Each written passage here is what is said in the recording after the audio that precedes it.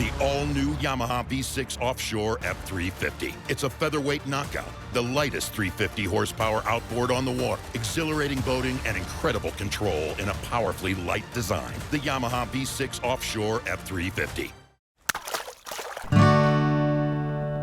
The Fishing News is sponsored by these fine partners.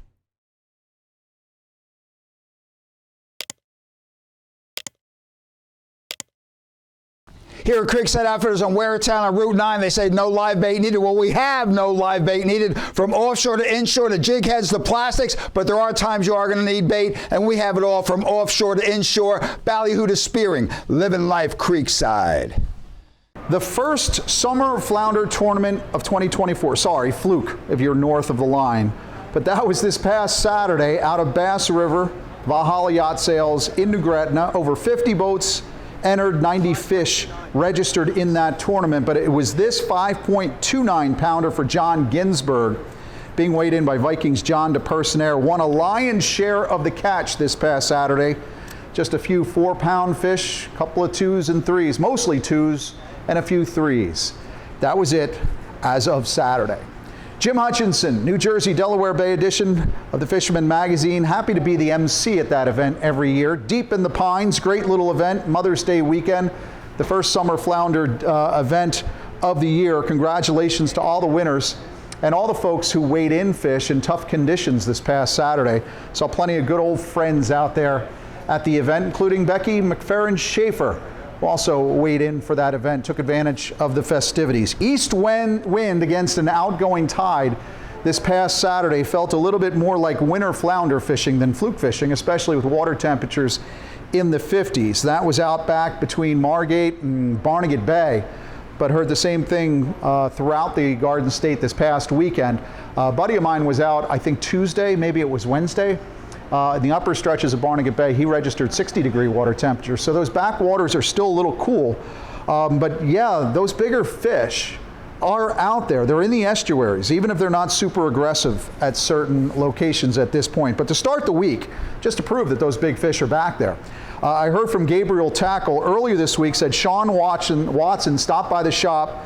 I believe that was on Monday, weighed in this 27.5-inch fluke he caught in the Manasquan River on Monday using a 2-ounce S&S bucktail tipped with 5-inch new penny gulp grub. The jumbo flatty weighed in at 8.28 pounds there at Gabriel Tackle and Brick, just shy of what I would call an official doormat. I don't consider a doormat fluke until you get to the 10-pound mark. Hit the 10-pound mark, you're gonna get that doormat. And I'm still waiting to hear and see who has the first doormat at the Jersey Shore for the 2024 season. Now, the next competitive opportunity for you folks who like to drift and dream for cash is this Friday out of Lewis Harbor Marina in Delaware. That's the Lewis Canal Flounder Tournament. Used to be the Joe Morris. It's still at Lewis Harbor, still in the Lewis Canal, still down there in Delaware. And of course, they're still raising monies to help fight cancer, supporting the Pancreatic Action Network. But again, that Lewis Harbor Canal Flounder Tournament is this Friday, the 17th. So you have until the end of today, Thursday, May 16th, to get yourself in that tournament. Now, we're coming in hot today from Ross Brewery. Yeah, I'm a little like a kid at a candy store. We've got all this fishing going on out of Ross Brewery and the signs that say do not touch. We'll see how long that lasts. It's StriperQuest 2024. Been talking about it for about a month now. We're here for the captain's meeting on Wednesday, but as you see this video on Thursday, the 16th, you will see me out there someplace on the Raritan Bay. I know the weather's not real great, but we're still going. Here at the captain's meeting on Wednesday, then it's a day of catch and release striper fishing. We've got the satellite tags we're hoping to deploy. We've got a team of tournament boats competing for prizes. We're expecting a great event, catching, tagging, and releasing striped bass en route to prizes. Cash, yes, of course, better science and improved data. Again, it's a one-day event. You get 4 or 5 satellite tracking devices, ideally on Thursday, but it's really going to be dependent. A lot of this is going to be dependent on the weather. Talking to folks here for the captain's meeting, saying, are we even going to nose around out in the ocean? Because we're looking at pretty sporty conditions on Thursday. But whatever we do, we're going to try to get as many gray fish tags, spaghetti tags into as many striped bass as possible, and hopefully we'll get some sat tags deployed in some of those striped bass as well. I don't know of another event like this, so I'm saying it's the largest single day of competitive striper tagging in the world, and we're going to continue to grow this. But we are going to be running out of Ross Brewery this year. Captain's meeting Thursday night. If you're around, stop on by, see how we did on Thursday. But I would tell you that last year we tagged over 2,100 striped bass throughout the entire year for Gray Fish Tag Research in the Northeast Striped Bass Study. 391 of those for Captain Greg DeMello of Andrea's Toy. The Gray Fish Tag Research Tagger of the Year. Greg's going to be here. We have a team from Penn. We've got a team from Seagar, AFW High Seas. You look for Chris Bishop. He's running around as well from Missouri. So we've got all of our great sponsors in town this week from all over the world. Ben Gilmore from Costa Rica. You see his reports during the winter season. He's out here as well. So that's StriperQuest. I'll have more details on that next week. And of course, in the July edition, we'll have a full rundown. The print edition will have a full rundown of this event as well. I should also note that on Friday, the inaugural Twin Lights Cup Catch and Release Striper Tournament is also scheduled. That's out of Bars Landing in Highlands. I hope to see if you're coming in for this event for Thursday's StriperQuest. Hopefully you stay through on Friday for the Twin Lights Cup. You can get more details on that tournament at thetwinlightscup.com, and that image is on the screen. Also on Friday, Black Seabass season reopens. Here in the Garden State, it will kick off with a 10-fish bag limit, 12.5-inch size limit. That runs through a very short window, June 19th. So you want to get that spring black sea bass fishing in early. Then we go to that summer bycatch allowance before things open up again in October. Delaware, of course, is open as of Wednesday, as of the other day, earlier this week, right? You've got a 15-fish bag limit and a 13-inch size limit. The season is open. And apologies to our friends in New York. Your season will not reopen again until what? June 23rd with a 16.5-inch size limit and 3 fish bags. 16.5 inches. That is a humpback sea bass. A 16.5-incher is certainly a Dreamboat contending fish, if you ask me. For the Fisherman subscribers in New Jersey and Delaware, it's your time to shine in the sea bass category until New York opens. But we do have some movement on that Dreamboat leaderboard. It opened up on May 1st, a members-only contest.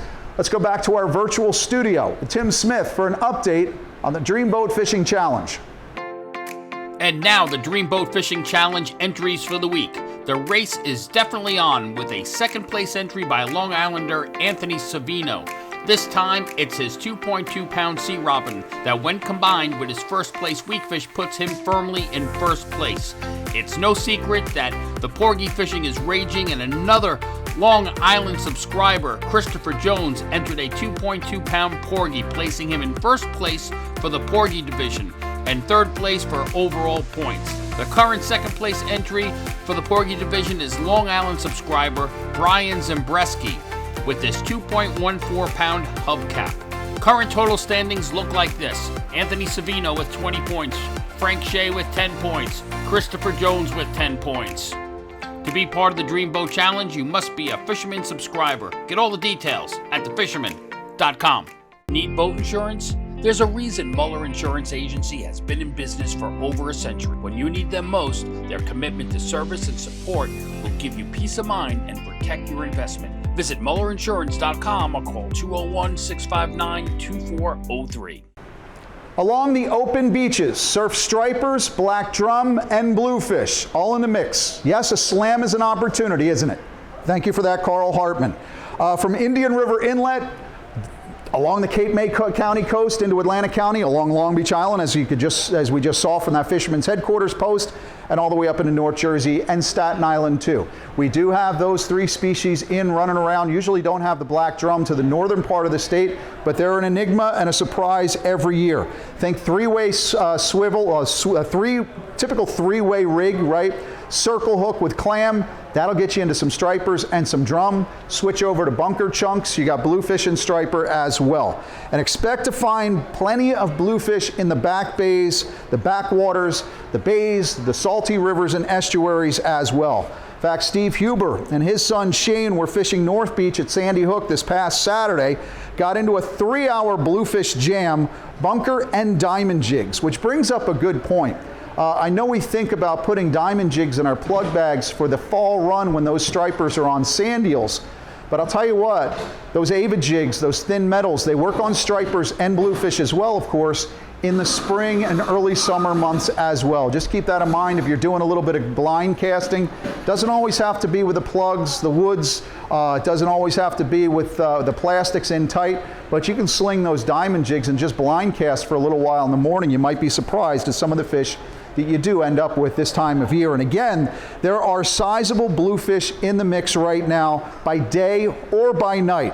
Irvin Ray showing off a Mother's Day gator, 9 pounds, 12 ounces. Pretty big fish. Casters out creeping around at night are hitting a few stripers as well, of course. A nice post-spawn fish for Philip Tompkins on Saturday in the bay. Which bay? He didn't say. Secret about that. But how about this bay? In addition to the black drum, upwards of 70 pounds at this point and a hot bite. For the fleet that's running out of both sides of the Delaware, on the Delaware Bay shore, on New Jersey side, Cape May, Fortescue, on over to Lewis Harbor as well. But some big drum and also some decent sized stripers in the mix as well. Jared Appleby and his father Keith, along with a buddy Troy Hepner, they were on board for some Delaware Bay fishing on Friday, had 5 stripers in the 40-inch class, including one that just touched the 50-inch mark. Does anybody fish the Cape May rips anymore? Are they there? Does anybody know? Would love to know. Fish that big, you want to make sure your knots are as strong as possible. On this week's Open Boat, Jenny Ackerman tackles a deep discussion she's been having with a lot of folks. What knots do you like to use, Jenny? Well, Jenny does a deep dive, like I said, into the uni to uni knot, and how those knots matter in terms of your rod selection and guides. Check it out. Hey everyone, welcome to this week's Open Boat. Now today I'm going to be showing you guys a little fishing tip. I've had a lot of younger anglers or beginners who are just getting into the fishing game ask me, Jenny, what's a good knot? I'm losing my plugs, they're flying off every cast or they're popping off on a fish. I'm not a pro with my knots. What's a good beginner's knot to help me not lose so much stuff? So today I'm gonna show you guys how to tie a uni knot, which can be connected to your plug, a TA clip, or a barrel swivel. And then I'm gonna show you a uni to uni knot, which virtually eliminates that barrel swivel.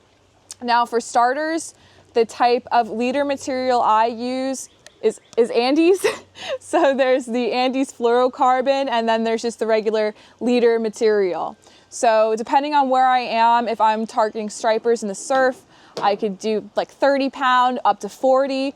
Usually if there's bigger fish around off the surf, or if I'm land-based fishing, I'll use 40-pound leader material or fluorocarbon. But if I'm fluking, I'll do like 30 pound. It all depends on the areas you're fishing and what's around you. Like area-wise, are you flinging fish over a canal or over a lifted area, or are you just landing fish off the surf? It all depends. So first, I'm going to show you the uni knot. Now, I encourage you guys to pause this video, go get yourself some leader material or whatever you're comfortable tying with. I know some beginners will use like thread or some yarn, so you can get something like that and sit down and get ready with me, and I'll show you how to tie the uni knot. I'm gonna go nice and slow and I'm gonna explain it for you, and there's gonna be a little video on the bottom here that shows up close, so it's a good thing I just got my nails done so I can be like a little hand model for you guys. But we're gonna get started here on this plug I have, and let's do it. So get out just a little bit of your leader material. This is like ASMR here with the leader coming out. So you're gonna take your tag end and you have the eyelet of your plug, and you're gonna pass it through. You're gonna grab your tag end and pull it and make a nice little loop like that. So I do a little pinch right here so I can get my bearings. So you have the leader material that's still attached to its spool, and then you have the tag end. Now, you're gonna take the tag end and loop it. So you're gonna make a loop like that. You can see right here is your loop. So now with that loop, I pinch it right here. So I have it right here. You can see the loop and the tag end. You're gonna take your tag end and you're going to pass it through the loop. So 1, 2, 3, 4, 5, 6, you can do 7 or 8 times. That was 7, lucky 7. So you're gonna have your tag end and pull. I'm gonna use my teeth on there. So you're gonna pull. So you're gonna have something, let me see if it'll focus. You're gonna have something like that going on right there. So next up, you're gonna wanna use some of your spit and just put spit on that little like knot that you formed. And you're gonna take the end that's still attached to your spool and pull. And you're gonna pull nice and tight. So you have something like that. And then of course you're gonna take your tag end and get your snips, they're attached to my car keys, and you're gonna cut. So that right there is the uni knot attached to a plug. Like I said before, you can attach it to a barrel swivel also, and you can attach it to a TA clip if you're striper fishing and you need to switch out plugs faster.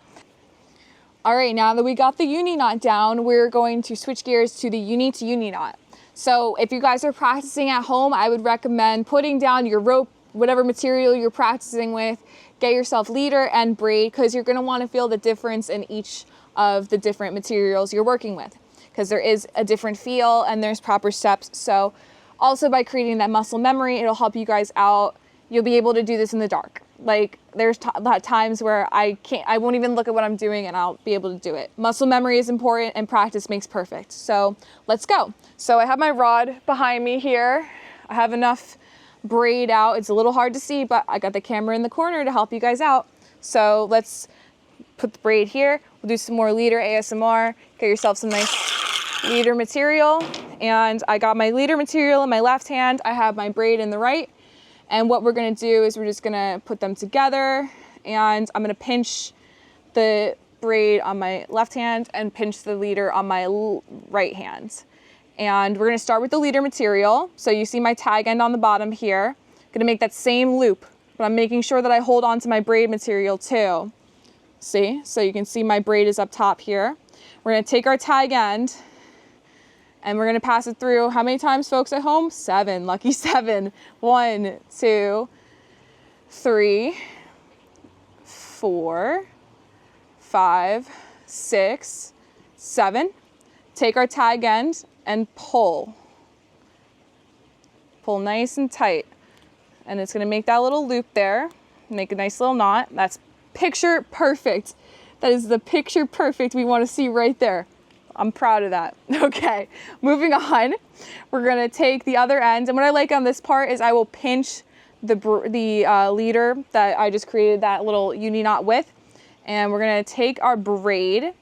We're gonna give ourselves some room to work with and create that same loop. So I have my loop here with the braid and the leader material, and I'm gonna pass it through 7 times. 1, 2, 3, 4, 5, 6, one more time, 7. And we're gonna pull. And we're gonna create that same knot. Now they're a little ways apart, so you're gonna use your saliva again, and you're gonna wanna get spit all over where it has to meet, because you want them to pull through nicely. So now we're gonna take our braid, I'll wrap it around my fingers, same thing with my leader, and we're gonna pull tight, and we're gonna pull nice and tight, and they are gonna join together in unison, and you're gonna have that right there. Look at that, that's perfect. Now, of course, when you're done, you're gonna take your tag ends and you're gonna cut them. And there's a lot of times where people prefer to use the uni to uni knot instead of using a barrel swivel to reduce the jewelry on their rig. Now, however, there are times where you can't use a uni to uni knot. For example, the rod I'm using right now, I brought out on purpose because I can't use a uni knot on this rod. Why?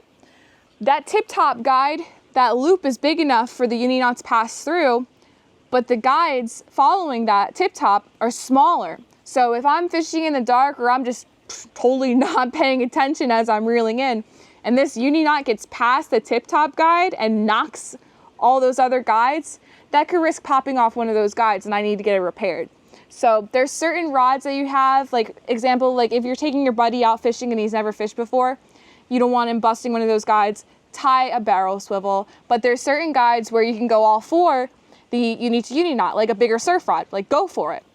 It just all depends on the extra jewelry and if your rod can handle it. So I hope you guys learned a helpful little knot to help you guys out land big fish. And I'll catch you guys next week on Open Boat.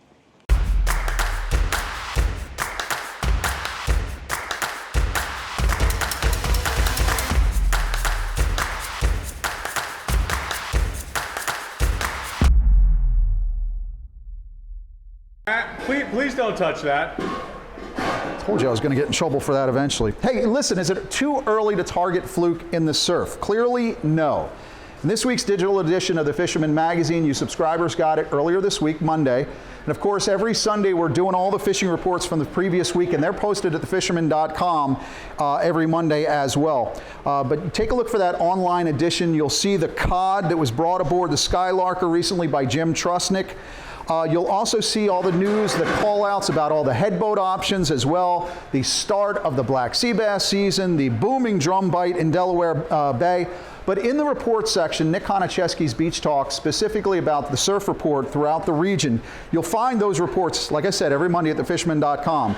But Nick says, quote, fluke anglers are scoring off the docks, piers, and inlet areas and advised bucktails tipped with gulp or perhaps fish bites. In fact, Ira Ferguson beached himself a good fluke over the Mother's Day weekend as well. So they're there, they're closer to the inlets. They are around the backside of the inlets, in the estuaries and the back bays. But yes, Virginia, you can catch yourself some fluke in the surf. Live bait, minnows, spots for doormats in South Jersey, fresh spearing and squid, but always, always be ready for a fight.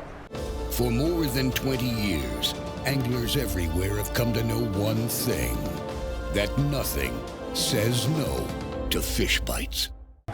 So someone posted here recently about the best time for weakfish. Well, that's it. I'd say we're here. Anytime from last week, last couple of weeks, through the next several weeks, this month, all the way into June as well. Sizes, I think now we're at the time where you're going to get the most sizable weakfish catches. Those Dreamboat, leaderboard, Tide Runner weakfish. Also some big fish for the Coastal Kayak Clash. So where John Rossi checked in last week with the folks from Hands 2 Bait and Tackle in Cape May. 7-pounder taped out at almost 30 inches. And if you're a kayak angler, like I said, that Tide Runner that John has got to be a money winner. The Coastal Kayak Clash is going strong, and at last look, I saw earlier this week, it was a 16.5-inch weakfish out of Long Island. There was tops in the weekie department. Let's get a full rundown on the CKC standings with Tim. Now the latest from the Coastal Kayak Clash. We had 3 fish hit the board this week. Ridgewood, New York's Peter Viana started the bidding with this 16.5-inch weakfish. And we had 2 stripers as well. John Javorek of Mahwah, New Jersey, with this line sider of 35.5 inches. And Ken Stark of Tinton Falls had this 42-incher. The leaderboard looks like this. Justin Oser from New England has 6 points. Greg Sakowitz of New Jersey has 5 points. And new to the leaderboard is Ken Stark, also from New Jersey, with 3 points. To be part of the Coastal Kayak Clash, you must be a Fisherman subscriber. Get all the details at thefisherman.com. I did see that Ken Stark is back on the CKC leaderboard again in 2024. That's fantastic. Good luck to you again this year, Ken. And I'm hoping to see more New Jersey, Delaware Bay Edition subscribers, kayakers, members of the Fisherman magazine. Register for that tournament, catch and release, label them up. You could win a new Old Town kayak at the end of this season. Now, there are some monster bass in the mix as well. And for those monsters, of course, that's terrific for your catch and release efforts in the CKC as well. But I did see this one, this monster, 53 inches, a 50-pound striper for Maddie Fish, giving her a nice little kiss before release. Yeah, Yeah, my friends, that's a Thai Man live eel fish. Thai Man's Chuck Manny, he's fishing StriperQuest. So too is Dave Glassberg of Critter Catcher. We've got the Andreas Toys boys out there in the mix. Guy Buono on Crunch, Rockfish Smarty. Penn has a team. Yazori has a team. Sean and the crew from AFW are here. They've got a team. A lot of pros in the mix, as well as a lot of folks just like you and I trying to give it a go. But we are praying for some decent weather on Thursday today, but oh God, hear our prayers.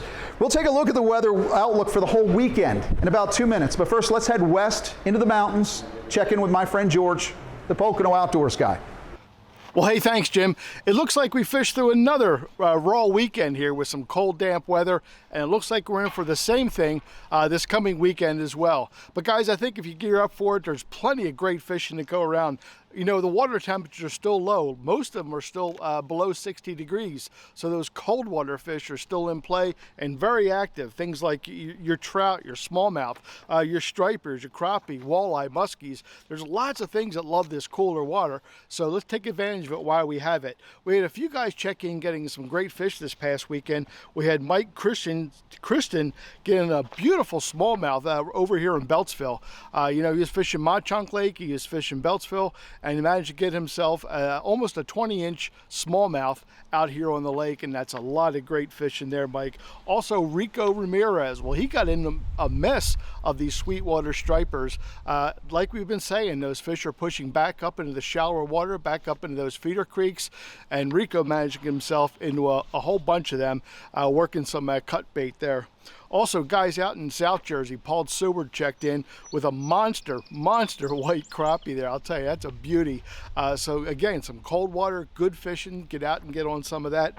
Also, stripers up in Wallenpaupack, you know, another good lake for the striped bass. Will Grouper out there drifting alwai and getting into some really, really nice stripers up there as well. So, guys, gear up this weekend. I think we'll have another weekend of good fishing. Just get out and get on them. From Pennsylvania, I'm George, your Pocono Outdoors Guy.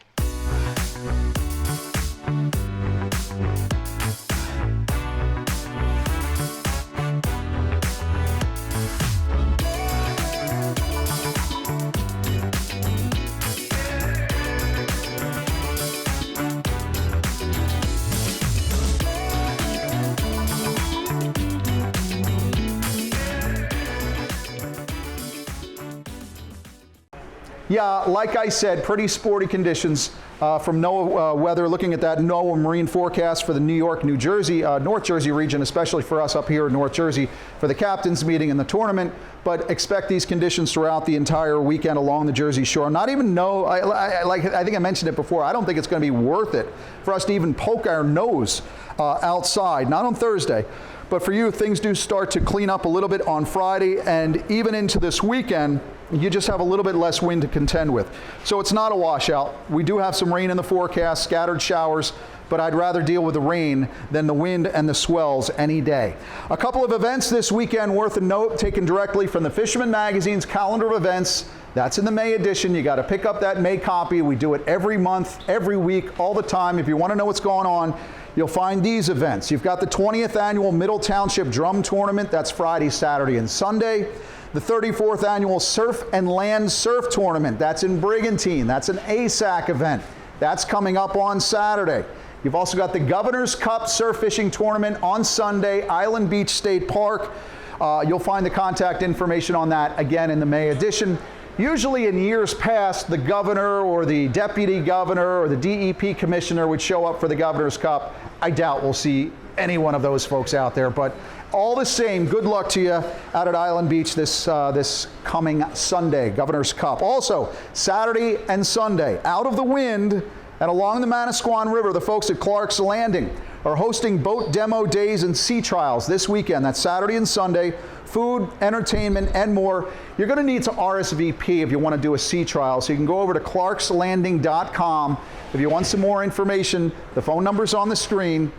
It's 732-899-5559. I don't care about the rain. I don't care about the wind. The unique concept of being here in the Twin Lights, the Twin Rivers, the Raritan Bay, New York Bight. You have a lot of places to duck in out of the rain. So wish us luck. Thursday, when you see this, we'll already be out on the water, but I'll have a full rundown on StriperQuest next week. We'll take a look at this week's fishing activities. I'll have all the reports for you next week. And by the way, keep an eye out next week. This Sunday, I'll be sitting at my desk doing the reports. We're coming out with the June edition this weekend, so you get a fresh monthly copy of the Fisherman magazine delivered to you next week. Catch them up, stay dry, and we'll see you again next week right here at thefisherman.com.